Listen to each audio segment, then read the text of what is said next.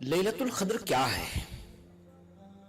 کس لیے اللہ سبحانہ و تعالیٰ نے ہمارے لیے اتنی بڑی بابرکت رات اپنے حبیب کی امت کے لیے ہزاروں رمضان آتے رہیں گے جاتے رہیں گے،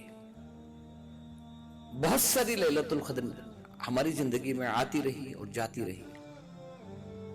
کیا کبھی ہم نے غور کیا کہ ہماری زندگی میں کوئی تبدیلی ہوئی؟ کیا ہم میں کچھ بدلاؤ آیا؟ کیا ہم نے اس لیلۃ القدر کی قدر کو پہچانا؟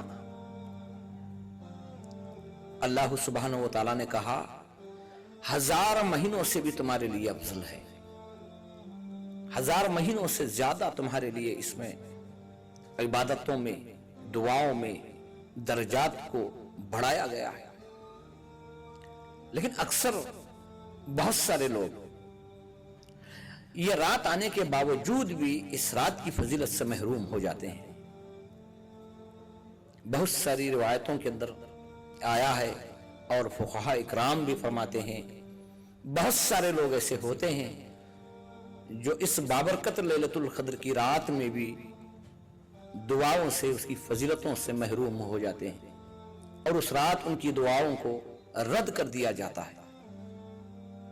سب سے پہلا شخص وہ ہے جو شرک کرتا ہے اللہ سبحانہ و تعالیٰ کی ذات میں، اس کی صفات میں شرک کرتا ہے۔ سب کچھ کرنے والی ذات اللہ سبحانہ و تعالیٰ کی ہے، یہ یقین کا ہونا بہت ضروری ہے۔ للہ ملک السماوات والارض، سارے ملک اللہ کے ہیں اور اختیار بھی اللہ ہی کا ہے۔ اس رات شرک کرنے والے کی بھی دعائیں قبول نہیں ہوتی، اثر نہیں دکھاتی۔ ہاں، اگر وہ توبہ کرے، اگر وہ اخلاص کے ساتھ توبہ کرے، یا اللہ آئندہ میں تیری ذات اور تیری صفات میں شرک نہیں کروں گا، تو ہی مالک حقیقی ہے، اگر یہ یقین رکھتے ہوئے اگر دعا کرے گا، انشاءاللہ اس کی دعا اللہ کی بارگاہ میں قبول ہوگی۔ دوسرا، وہ شخص جس کے ماں باپ زندہ ہیں لیکن وہ ان کی رضامندی حاصل نہ کر لے۔ کتنی ہی لیلۃ القدر آئے جائے، لیکن اگر اس کے ماں باپ اس سے ناراض ہیں، وہ اگر اپنے ماں باپ کو خوش نہیں کر سکتا تو بغیر دیکھے خدا کو کیسے راضی کر سکتا ہے؟ بہتر ہے میرے بھائیوں، اس رات کے آنے سے پہلے اپنے ماں باپ کو بھی منانے کی کوشش کرو۔ تیسرا، وہ شخص ہے جو شرابی ہے، شراب پیتا ہے، اگر اس نے شراب سے توبہ نہیں کی، اس رات میں وہ بھی محروم ہو جاتا ہے۔ اور چوتھا جو ہے قطع رحمی کرنے والا، لوگوں کے دلوں میں نفرتیں پیدا کرنے والا، ادھر کا ادھر، ادھر کا ادھر، لوگوں میں بدگمانیاں پیدا کرنے والا، جھگڑے لگانے والا، وہ شخص بھی اس رات میں محروم ہو جاتا ہے۔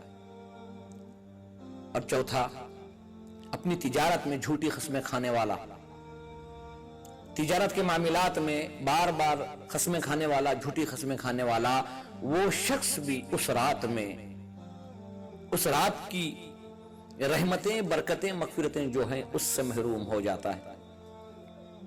اور پانچواں شخص وہ ہے جو جس کے پاس صلاحیت ہے یا مال ہے یا علم ہے، لیکن وہ لوگوں میں نہیں پھیلاتا، صحیح طریقے سے نہیں خرچ کرتا، مانگنے سے نہیں دیتا۔ ایسے سائل ہوں گے جو مجبور ہیں یا لاچار ہیں یا بے بس ہیں، اگر اس سے سوال کریں تو وہ ان پر رحم نہیں کھاتا، تو اللہ اس پر کیسے رحم کھائے، کیسے اللہ اس پر مہربانی کرے؟ تو میرے بھائیوں، ہمیں چاہیے لیلۃ القدر آنے سے پہلے اس کی فضیلتوں کو اگر سمیٹنا چاہتے ہو، اس کی فضیلتوں کو پانا چاہتے ہو، ان چیزوں کا خیال رکھو اور خوب دعائیں کرو کہ اللہ سبحانہ و تعالیٰ اس آنے والی لیلۃ القدر میں اللہ سبحانہ و تعالیٰ امت کے حق میں خیر کے فیصلے فرمائے، اور ہم سب کو ایک بہترین ایمان والے، یقین والے، کامل مومن بن کے زندگی گزارنے کی توفیق عطا فرمائے۔